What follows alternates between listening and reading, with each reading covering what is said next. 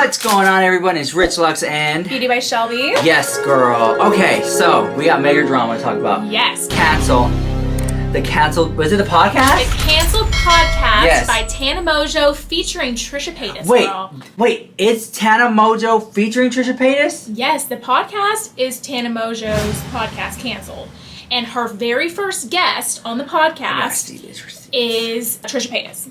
So the regular hosts of the podcast are going to be Tana Mongeau, Hunter Moreno, I think is his last name, and Brooke Schofield. Interestingly enough, the same Brooke Schofield that Tana was going off on and made a whole video calling her out a few months ago, if you guys remember. Okay. Saying she's an awful friend. She's a co-host on the show now. Okay, so it's not Trisha Paytas started her own podcast. No, Tana Mongeau started Okay, her own so podcast. is she a permanent guest?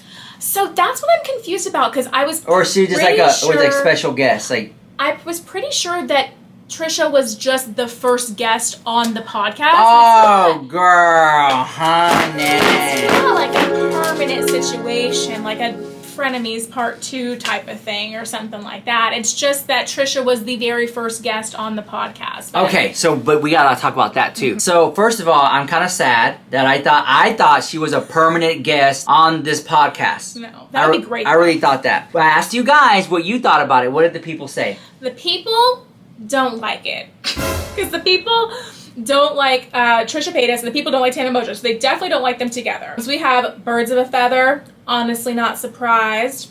We got someone saying, they're perfectly paired. I don't watch either of them. And basically the consensus is that they're just doing this for clout, that one is problematic for clout and one is problematic for scamming her fans, and it's just a situation where people don't really like it. They're not really for it. I happen to have a different opinion on it. Yeah, okay, what's your opinion on it? My opinion is that this is the two canceled queens of YouTube coming together to form one giant mess of canceled, and I live for it. Okay, yeah, I actually liked it, but I didn't like how Trisha Paytas was pressuring Tana Mongeau. Yeah. You want to go there? I'll go there.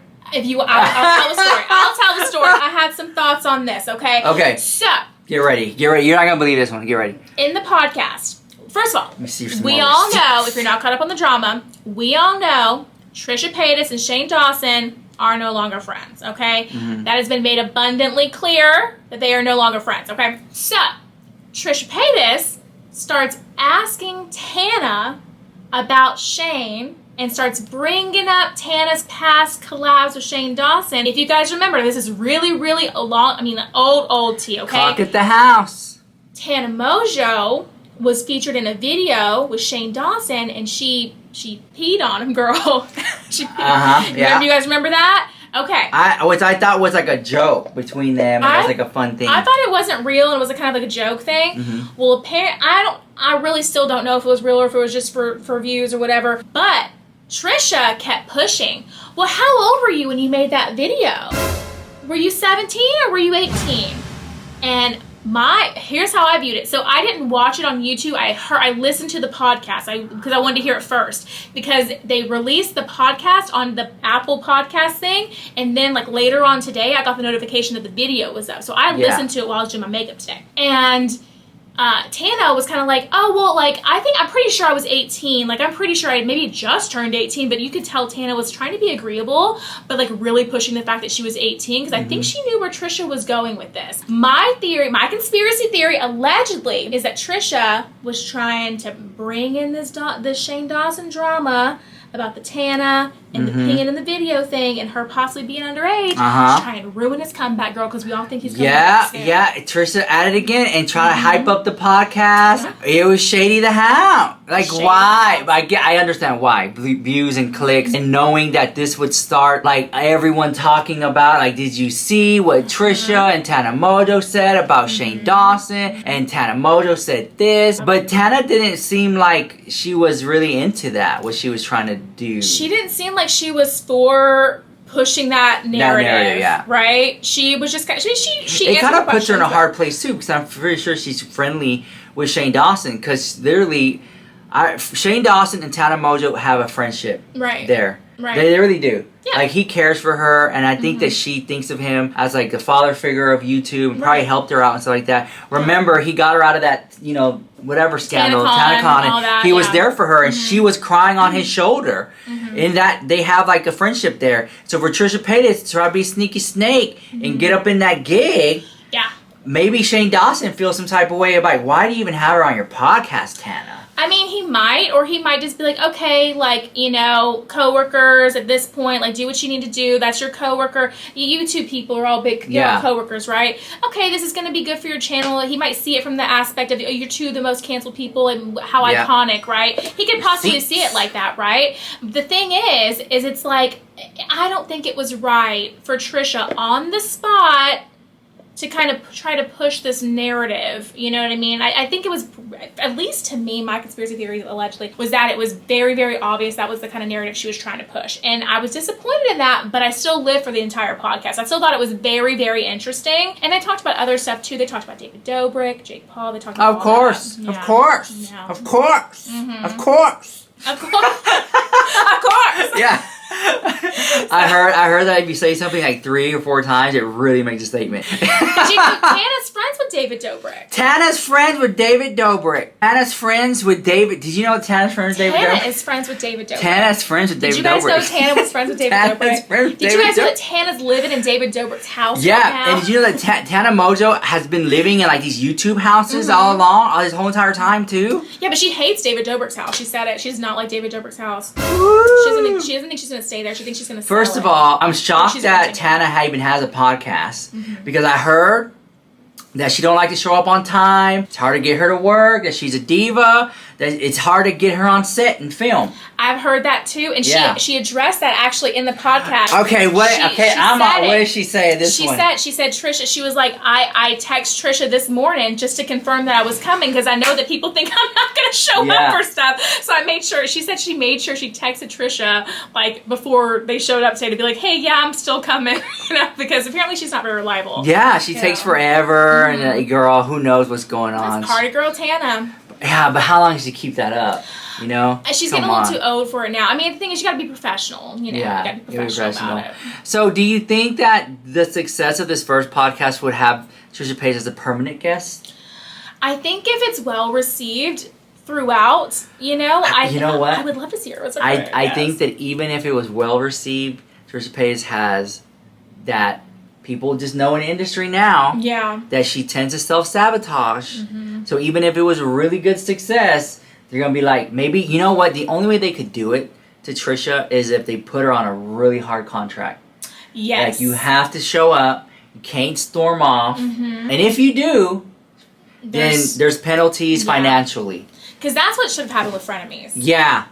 Like it should have went like this with Frenemies. Trisha Paytas, you're doing Frenemies for 1 season, and 1 season is from June to August, or 10 episodes is 1 season, whichever comes first or whatever. And so and you have to complete that by your contract. And if you have a contractual obligation to complete these, now if you get up and storm off set and do all this, it's drama of the house for the video, but you're gonna be back next week. That contract just could have been between them. No one would have to know about it, so that way she could storm off for views and hype it up like that. But as for and also within the contract saying, you can't talk bad about me online or my wife or, stuff like that. All of that could have been in there. And I think that if Tana Mongeau is going to do this with Trisha, she could learn from that. She could learn from that situation. And put Trisha Paytas under a contract, non-compete, non-disclosure, can't talk about me or my friends or family, and very much all that. But also Trisha Paytas could potentially learn from that too, and learn how to not act in these situations, and to learn how to be a professional. And sometimes, you have to do things you don't want to do because this is what you signed up for. You can't just storm off set because somebody said something you didn't like. That's what you signed up for. This is frenemies. You know what I mean? The whole thing is we have differing opinions, but I lived for the podcast. I thought it was so entertaining. I was not bored a second of it. Sometimes during podcasts you kind of zone out or whatever.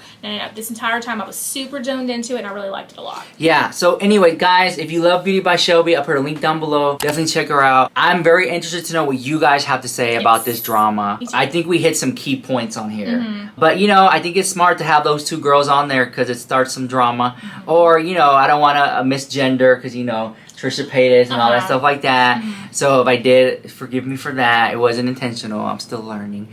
But you know, I think that Trisha Paytas and Tana Mongeau should do even a makeup palette called Cancel and do it before Shane Dawson's ever start.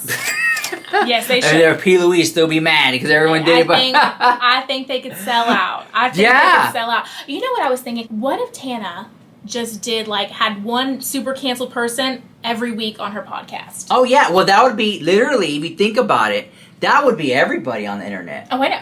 And you know what she could get? You know who would really get her views? If she got Jenna Marbles. Jenna Marbles. That would get so... Jenna Marbles returns on the canceled podcast. And then it would be very interesting. I would watch that. Oh yeah. Then I would watch if Tana Mongeau, just the dichotomy, because they're two different people. Tati Westbrook on there. Oh my god, because they're so different. Oh my god. Two totally different people. And she could have Jaclyn Hill, James Charles. Leading up to the Shane Dawson or leading up to the Jeffree Star. Yes. Oh, I'm eating it up. Oh, and Taylor, then are you watching this? And then they're not putting it on no Apple Podcast, not putting it on YouTube. They put it on OnlyFans. OnlyFans. You have to subscribe to see that tea, honey. Okay. $20 a month, girl. Yes. $20 a month, and every month is a new guest. I would pay money. I would to pay. watch that. Oh my god, I want the royalties of that 10%. I Even that 10%, girl. If you're watching. Oh, and then to really spice it, like Donald Trump. Oh God, he's talk about cancel. The baby. Oh my God! Oh Chrissy Teigen. She can go into all kind of people. Okay. Yeah. Okay. Anyways, guys, I'll let you guys go. Let me think of all that drama in the comments down below, and I'll see you guys in the next video. Bye.